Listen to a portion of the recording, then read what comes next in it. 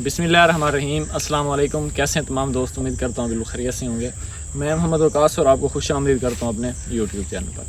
आज काफ़ी अर्से बाद ग्रेप्स के ऊपर फिर बात करेंगे, क्योंकि मोस्टली हमारे जो पंजाब में है वो नियर टू एंड है। ग्रेप्स का जो सीज़न है वो बिल्कुल ख़त्म होने वाला है, लेकिन कुछ वैराइटीज़ ऐसी हैं जिनके ऊपर कुछ कीड़ों का हमला हो चुका है या फिर होने वाला है। स्पेशली मैं बात करूंगा कि जो हमारे ठंडे इलाके हैं जहाँ पर अभी हमारे ग्रेप्स का सीज़न स्टार्ट होना है, उनके साथ एक इशू आ रहा है। क्योंकि मुझसे एक दोस्त पूछ रहे थे, उनके जो किंग रूबी ग्रेप्स थे उनके साथ एक इशू आ रहा था कि वो दाने फट रहे थे, उसमें छोटे छोटे इंसेक्ट्स बढ़ रहे थे, तो फिर उनके साथ क्या करना चाहिए।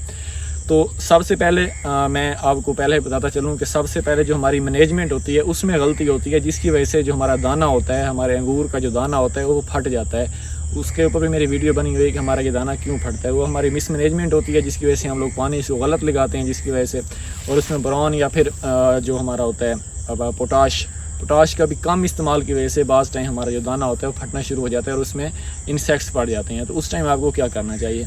अभी मैंने एक गुच्छा निकाला है, ये किंग रूबी का है। ये मैं पहले आपको दिखाता हूँ, ज़रा जूम करना, ठीक है। अभी ये देखें, ये किंग रूबी का ये NARC ब्लैक वैरायटी है। इसके ऊपर ये अटैक हो चुका है। अब यहाँ से दाने फटे हैं, देखें इसमें ये बिल्कुल ख़राब हो चुके हैं, इसमें छोटे छोटे इंसेक्ट्स आ जाते हैं। अभी इसके ऊपर ये चंद दानों के ऊपर ये अटैक हुआ है। मीन के बाद मुश्किल 8 से 10 दाने हैं। जैसे कि अब ये दाना बिल्कुल ठीक है, ये दाना ठीक है। अब ये जो दाना है इसके ऊपर अटैक हुआ है, इसमें इंसेक्ट्स होंगे, इसमें इंसेक्ट्स होंगे, इसमें इंसेक्ट्स होंगे। तो बाकी हमारा जितना भी बंचेज़ है, गुच्छा, ये ठीक है। देखें यहाँ से ये फटा है तो इसके ऊपर ये ख़राब होना शुरू हो चुका है। तो जिस टाइम ये ख़राब होगा उसके बाद ये जो हमारा पूरा गुच्छा है, हमारा जो पूरा बंचेज़ है, ये सारे का सारा ख़राब होना शुरू हो जाएगा। उससे क्या होगा, चाहे हम कमर्शियल, क्योंकि ज़्यादातर हमने कमर्शियल बेस पे लगाए होते हैं, तो फिर हमारा मार्केट में इसको कोई वैल्यू नहीं मिलती।